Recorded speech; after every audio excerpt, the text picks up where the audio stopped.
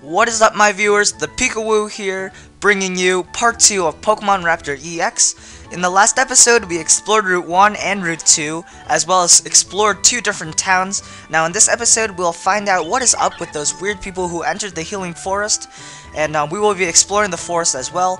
But before we start the playthrough, I want to show you my Pokemon team so far. My first Pokemon is Meigs. I did some outside training. He did learn Quick Attack, and my second Pokemon is Calvin, and I leveled him to level 9 now, and he has learned Taunt, which is, to be honest, pretty much useless in the playthrough. Although it is pretty good in competitive battling, I don't think it's that useful in the playthrough, so I probably don't need that move, and I'll probably delete it later. But so we're gonna be entering the Healing Forest, and the forest connects Tropitia Town to the next town called Mercury City, and in Mercury City there are a lot of things to explore. I don't know if we will have enough time to explore Mercury City, but hopefully we will be able to reach the city. And in the Mercury City there is a gym, so maybe we can get our first badge in the second part of this playthrough. And as you can see, in this Healing Forest there are a lot of different types of bug Pokemon to catch that range from all the different generations. As you can see, you can catch Caterpie and Weedle from Generation 1, Spinarak and Ledybug from Generation 2, as well as Wurmple from Generation 3. And sadly today, I won't be catching any of these Pokemon to include as a team member, because to be honest, I don't really like bug Pokemon. Well, I do like some bug Pokemon, like Pinsir and Scyther, but I'm just not interested in these Pokemon. So, yeah. And the Healing Forest shouldn't be too hard for me, because, I do have the Chimchar, my starting Pokemon, and it has the super effective Ember, which can pretty much take down any bug Pokemon that I come across. And, that's why starting out with the Fire Pokemon gives me an advantage in the, forests. Like, for example, in the Yellow, Red, Blue versions, when you started out with Charmander, it was such a breeze to pass the Viridian Forest because Ember pretty much killed anything that crossed our way.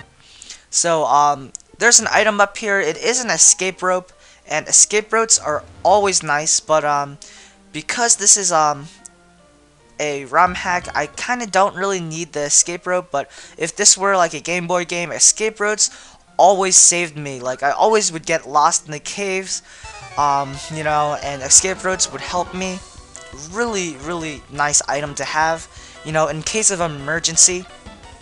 But now we're gonna face another trainer. It's a youngster, Braxton, and Braxton's a pretty awesome name, to be honest. Like, you know, when have you ever heard of that name, Braxton? Have you ever met a person Braxton? No. Well, now you've met a person called Braxton, and he is a pretty cool guy and doesn't afraid of anything. But so he carries some normal type Pokemon. They're gonna be a breeze because these trainers have pretty low leveled Pokemon, and one more Quick Attack should be able to take down the Zigzagoon. And yeah, in the playthrough, a couple of people told me to skip the trainer battles, but I think I don't want to skip the trainer battles unless they get really, really repetitive. But yeah, I'm not gonna skip those. So, I'm just gonna head out. I see the 4 different weird people who entered the forest in the last episode, so maybe we might have to battle them. So, in case, I'm just gonna switch Calvin up first, because he is at full health, and he is my strongest Pokemon. And, right here is a short cutscene. As you can see, there's 4 Pokemon, or 4 people surrounding Celebi's house, I'm assuming that is. And this random guy just comes out of nowhere, and yeah. So these red-headed people, these gingers, they're Team Hunter. That's what they call themselves, and they're kind of like the Team Rocket of this game. As you can see, these people are grunts, and they're pretty easy. You only have to fight this one. He has a Starly level 3. My Calvin can pretty much take these Pokemon out, no biggie, because he has Ember and he's level 9, and he only had 1 Pokemon. So yeah, that trainer kind of sucked. So right here we're gonna talk to the boy, and we we find out he doesn't know where he is. His name is Sam, and he was exploring the forest, and he comes across a green Pokemon. That green Pokemon is probably Celebi, and he's just talking about his little story, and you guys can read it. So yeah, I introduced myself. I am the Pikawoo, and yeah, the short cutscene ends. And I'm just going to talk to this guy one more time to see what he wants to say. He doesn't say anything that important, so we are just going to move on. There is an item up here. We're going to go get the item. It is a rare candy, and rare candies are totally awesome. I love rare candies because it's a free level up. And here's another one. It's a guard spec. I don't love guard spec because they don't do anything. Like, I've never used those kind of items ever. Like X attacks, X defense, guard specs. I think they're pretty much useless. You know, I never use them. You know, well, in the Sapphire version, I think one of the gyms, the normal gym, well, they focused on using those kinds of items, and you know, that was a kind of easy gym because when they used like X attack, I would just kill them in the next turn. So yeah, that's why, you know, X attacks and guard specs are pretty much useless. Now, getting off my rant. This is the last bug trainer in the forest that we have to face. He has a Weedle. It's level 5. He uses String Shot. That's no big deal because I have the Quick Attack, and that's probably one of the best reasons why Starly is such a good starting team member, because String Shots, that was usually an annoying move, but, you know, it gets nullified by Quick Attack.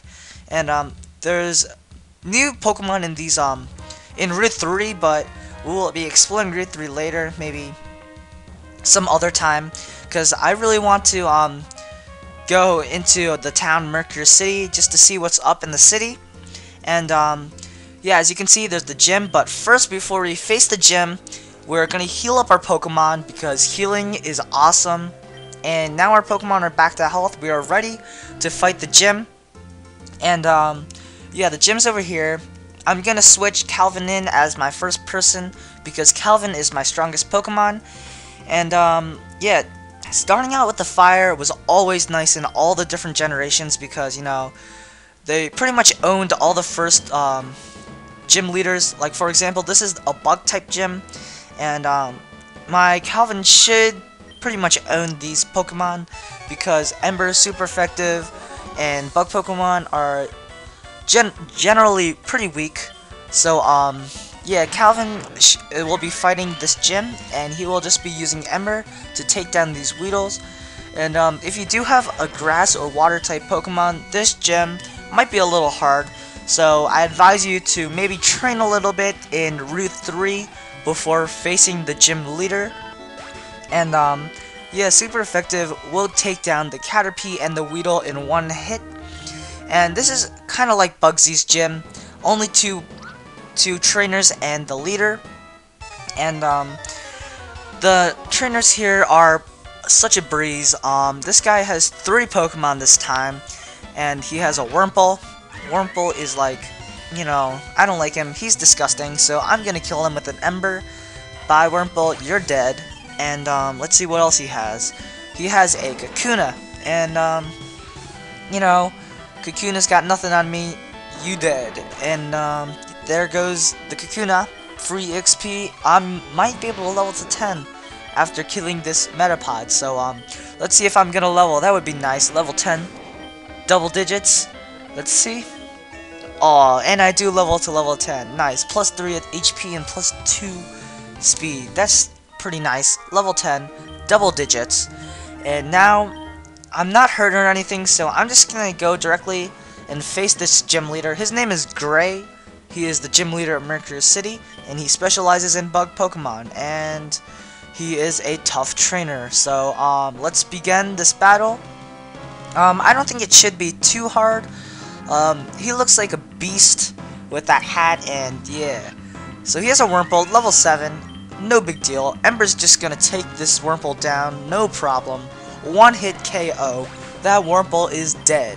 Now, let's see what else he has. He has a Spinarak, and Spinaraks are... Ooh, the Spinarak survives the Ember, but he goes for the Poison Sting. Aw, he gets a crit. That's kind of annoying, because that did quite a lot of damage to my Calvin. And, Yeah, that sucked.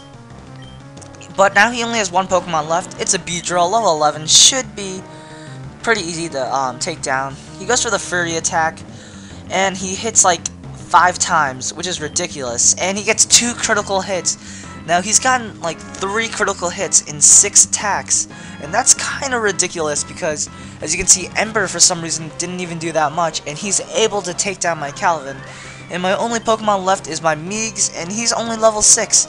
So this is pretty bad for me. Hopefully I can get a critical hit with Quick Attack. Maybe if I get 2 critical hits I can take down the Beedrill.